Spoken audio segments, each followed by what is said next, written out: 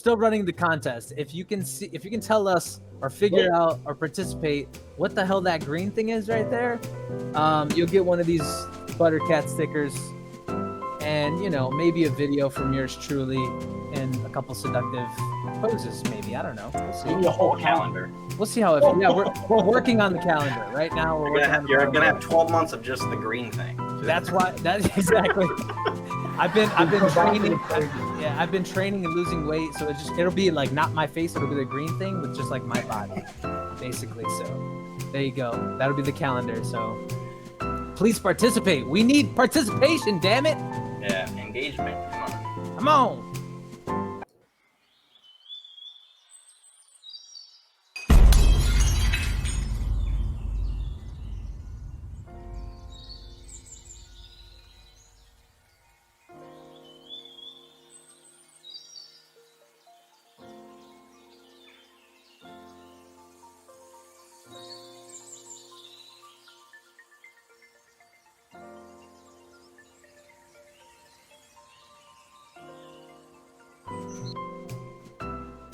I'm so excited because I just figured out how to make the button. Okay. Now I just need to figure out how to print on it. Okay then. I want to break the top button. Yeah, we need that. We need that in our lives.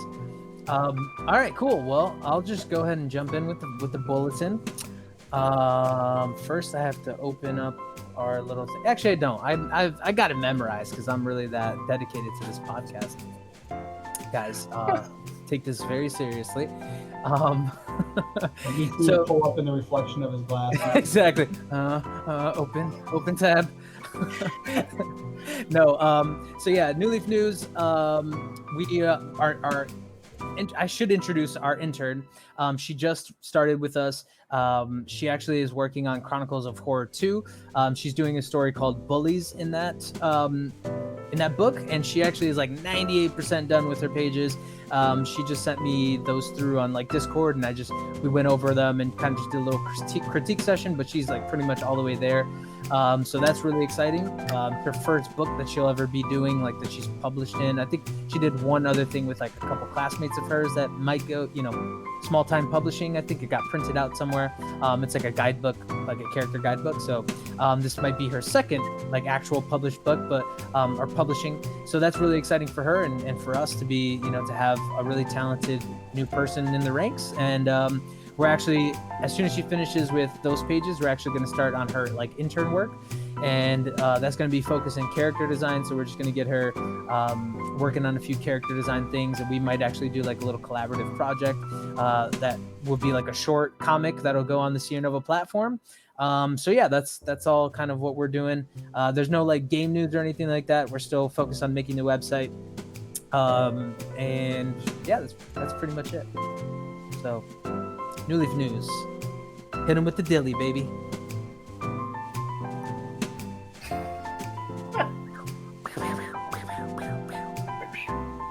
Get it, dilly. Or who's next? I'm sorry. Second this. It's normally Dylan, but I'm going after you because I'm special. Whoa! Dylan's muted anyway. Hey! I muted myself. Oh wait. Are you going twice then?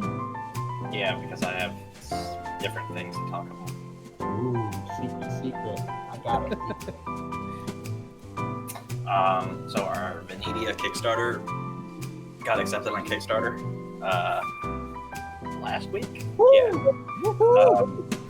I didn't know how long it was gonna take, and it's like, by like June 3rd, it's gonna be accepted, and it was like before that. And I was like, oh, that's cool.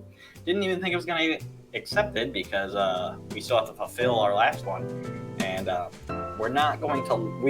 I'm planning on launching it August 9th, but if we are for some reason like we hit an obstacle or whatever with the Family Matters Kickstarter, then we're not launching that until we ship everything out for that. I would never launch another Kickstarter before doing another one. Like I wouldn't launch a new one if the other one isn't fulfilled. So yeah, that's never gonna happen. Yeah, and so we relax. also have guidelines in place for certain things like that, and just so like future Kickstarters will actually have things done way of like Chronicles of Horror. Issue 2 is literally almost done with all the art. We did have a little hiccup. Well, we didn't. Hector did. You keep my name out of this. Yeah, he had a little hiccup with his hard drive situation. So computer, that was kind of depressing for like a day or two. And then I had a backup plan, but it was going to be a very bad backup plan. That Matt didn't want to replace Hector for like to get a different artist or anything. So he's like, well, no. So instead, we were going to push it until next year, and then that would have been the whole thing. But we don't have to do that because Well, I'm glad that you wanted to replace me, though. It's oh, nice no, to hear no, that. There was three options. One, we just wait until next year. Another option was we replace you with like Josh Harris, different art, but like then we would actually have to like figure out math again because different rates and everything, all that stuff. So yeah. Well, it didn't come to that. It didn't come to that. So that's good. Yes. All right. The Kickstarter promotion link will be in the description, so go click that to get notified. Now, if Dylan unmutes himself, he can talk. So, in Upstate news, two cool things.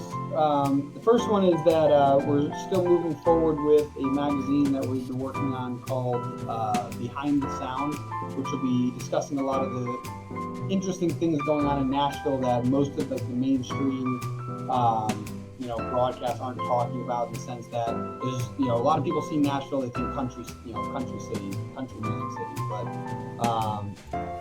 the idea that Nashville is called Music City, that's its real name. And a lot of that is because there's music here that a lot of people don't know is here, but there's a ton of it here. There are huge groups of like hip hop artists. There's EDM and DJ artists that are here. There's producers, creating pop, and a lot of things that aren't getting broadcasted, because when you're on Broadway, like the actual strip, like you're mostly going to hear like the country Americana stuff. So we're pretty excited to be sharing that stuff. But we sat down and did an interview with one of our writers, and kind of like broke down the history of like how the Upstate Sound grew and like how all of it came together. It was very cool to just see how slow stuff went in the beginning for things to like kind of like start to solidify, and then how once we kind of had a clear path, how fast we moved in like the last 8 months, like just the amount of things we've gotten done. So it was very cool to like say it all out loud and be like, wow, like that's been incredible. Like it felt like it was 4 years ago. It was less than 8 months ago. So very cool to see that. And then a couple of our artists are actually going to be performing. So if you are in the Nashville area, I'm not sure if anyone who watches is in the Nashville area, but if you are in the Nashville area, we're having a event. I think it's at The End. That's like the name of the venue. And it's called Ragecation, and there's going to be two of our artists that will be performing there, Blow and EJ the Maker. And if you haven't heard Blow's stuff, I think we mentioned on a past one, he's released Grasshopper, which is on Spotify, which I don't know if I ever gave Greg the link for that, but it's over there. But yeah, if you want to check out, what's it called? Ragecation is what it's called. There's a bunch of rages. They're like, funk, industrial rap, rage trap, like, some really intense stuff. But it's all in like a luau, vacation theme. So it's going to be pretty fun. Yeah, definitely, check that out and, check out their music. It's definitely out of the norm, which is hilarious. Like we were at a local cocktail bar that EJ the Maker performed at. You hear like jazz playing, and then he gets on stage, and everyone who's sitting at their tables like, "What's going on?" Until they're all up on the floor dancing with him, because he's a rage. He has a good time. So definitely awesome. Recommend checking it out. I tagged it in Facebook. We'll probably put it in like the YouTube description. The event right to look up what's going on. But yeah. Cool. The last newsletter I just put out on Friday, I think it's Friday, I came to the conclusion of not probably going to do it as a weekly newsletter. We're going to do it as a monthly newsletter for at least the summer to see like, little trial run to see how that would go. So I've seen, I was looking at the analytics, and I was like, well, I know one person dropped off of our subscription, our email subscription because stuff. But another guy just did, probably because he was annoyed by getting learning about us. That's impossible. Yeah, probably just getting annoyed seeing like new podcast episodes every week. So yeah, I saw that and I was like, let's try this instead. So it's gonna be a monthly monthly newsletter. So it's gonna be at the end of each month, starting this month. So you won't get one until the end of this month, and then the 31st of July, and then the last day of August. And then if I like how that is, then that's just gonna be the permanent thing. Yeah, maybe we can even set it up where people can choose whether it's weekly or monthly. Some people want to know when the new podcast out, and some people are like, just tell me about it later. Yeah. So for the monthly newsletters, it's going to have a month's worth of content. So like all of the podcast episodes that happen in a month. So like it's going to be in the email. Exactly. There's already like 5 or 6 that you have to like go through to be like, oh, that's all that came out this week. But that's going to be like, there's going to be like 12 of them or more than that. So that's insane. Another thing is because we're going to have like 5 shows, like podcasts. It's going to be under a different umbrella. So it's not going to be Sear Nova Podcast. That's going to be a podcast, but they're all going to be under Sear Nova Radio or TV. So like the YouTube channel will be the TV, and then the Anchor or whatever, all the podcast kind of stuff will be radio. So it'll be just like a different umbrella, but it's the same thing. It's just like under one thing. Gotta get a logo for those, but Word up. yeah, that's happening. Cool. Cool. Well, some extra news. I'm probably going to be recording the first Smoke Talk this week. So it's going to be on Dune. Like I said, I'm still on the Dune train. Just the crazy story of the 1970s attempt at making the movie and kind of how that set the tone for the rest of the movies and all that kind of stuff. And I'll give you guys some really cool insights into like how all that happened and all the, again, just the craziness that was that attempt. And it's really interesting, and I'm just looking forward to kind of blabbing on about it for, way too long. I watched the original. Short. Just a short 3 hours. Don't worry about it. I watched the 80s one. Yeah. Wow. That's weird. I was like, this is 2 hours. I'll never get back. It's one of those movies that's like the concepts were just too advanced for that time and place. Like they couldn't execute it's just those things. Your capacity. Yeah, exactly. Yeah. It's for us big brains over here, Greg. Like not the peasants. Yeah, I mean, no, it was definitely like the first half an hour of it. You're like, what the is going on? And then it kind of settles into itself a little bit, so that becomes a little like it becomes easier to watch as time goes on. But like the first intro into it and like how you drop it gets a lot better. Yeah, exactly. It's like the jumping into the pool. It's real cold at first, but then you start getting used to it. That's kind of how that movie is. More like burning the ending for the nerve endings that work. Yeah, exactly. I like the ending. So I like when it's like I like how it ends because then I can get back. Then it's done. Dude, I was so happy when it finished. I like when it's like if it's not there. If it's actually like supposed to be in a movie, like a fighting scene that's really awkward. So like there's like in the Dark Knight, when Dark Knight Rises, when Bane is destroying Batman, the first fight that they have, same kind of thing happened in Dune. So, well, not really. So the one dude, forgot his name, main character, he was like fighting the spiked-haired character's name. Yeah. How long is this movie? They only say it in the beginning, and you're like, God, that was weeks ago. I wasn't completely paying attention. I was probably falling asleep. It was at work, so I had a reason. But they were fighting. They have to make work longer.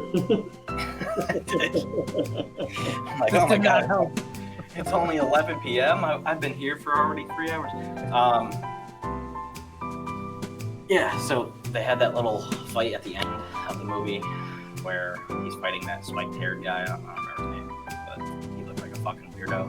And I'm like, oh, okay. And they kind of did that in The Dark Knight Rises with like Bane like breaking Batman's back, and it was kind of like, I think that's kind of cool when they have that in like a movie. But when it's like everybody, like all of their like henchmen are just watching, and it's like super awkward for them. It's like, oh, this guy's about to like murder this guy. Like Kill Bill. Yeah. Kill Bill. It's a good movie. Yeah. All right. Cool. So that was the Brunch Bulletin. That was. Wait. You gotta give him one more chance to check out the green thing. Yeah. Put that away. It's too quick. Get rid of it. Yeah, it's too bad. It's too long. You can't let it hang out there that long. What is it? What is it? God. What's on the eye? Tell us, please. So was that Connor that made that? Who made that? Christian. For Christian. Damn it. Yeah. I can't say his last name. It starts with an A. Alous. So Yeah. he still hasn't told us what it is yet. Oh, I haven't asked him. I can ask him. No, don't do it. No, because then I want it to drive you just as much as it drives us. No, I hate that. No, I want it. I want it now. Want it now. No, thank you guys so much for watching. You know, we're wrapping up here. When we start saying just randomness and, you know, singing random tunes like Dylan's doing right now, that means, you know, we're wrapping it up. But yeah, thank you so much for watching. If you watched, you know, Breakfast Talk and Brunch Bulletin. Guys, I said it right. I didn't screw it up this time. We're going to wrap this up with a nice green thing on top. Exactly. Wrap it, put it right there. I think that's where it goes. I don't know what it is. If you have any suggestions on Breakfast Talk topics and shows or stuff that we could review, anything that you want us to talk about, we will. As long as you leave a comment. It either has to be in something relatively new or something from the 70s. Yeah, exactly. It has to be way back or... That 70s show doesn't count. Like we have to struggle to find it, and then mutually hate ourselves for watching it, and then yeah. Oh man, super tangent. Go ahead and watch the original Masters of the Universe movie. Treat yourself. Go ahead and watch that. Treat yourself. I literally watched the entire thing. I don't know how I made it through. Yeah, they are. I don't know how I made it through, but I did, and go ahead. Is it as good as Neverending Story? Not nearly as good. Not nearly as good, but it's a funny piece of history. Let's just put it that way. One last thing. We need like counters and stuff. One more thing. Also, Bring on the next movie. if you haven't seen that banner scrolling across screen for the last hour and 29 minutes, Down there. buymeacoffee.com/SierraNova Comics. You should grab that. Well, yeah, Buy me a in coffee. the podcast haven't seen the banner because they can't see things. Right. But you know, Hector and Dylan are out of coffee, and they We're need out of more coffee. coffee. We need Yeah. it. Greg never even had coffee. That's how broke he is. He And needs some I coffee. drink coffee every day, so you guys are gonna need to really hook it up. Yeah, I'm like, We do I'm have a- running low. But like, how low can you go? We do have a goal of $500, and that's to get annual Coffee. streaming through StreamYard. I get coffee. I mean, yes, to get coffee. What else would we possibly use Buy Me a Coffee money for other than coffee? Also, you can get ink for $3 on there as an extra. So Do it.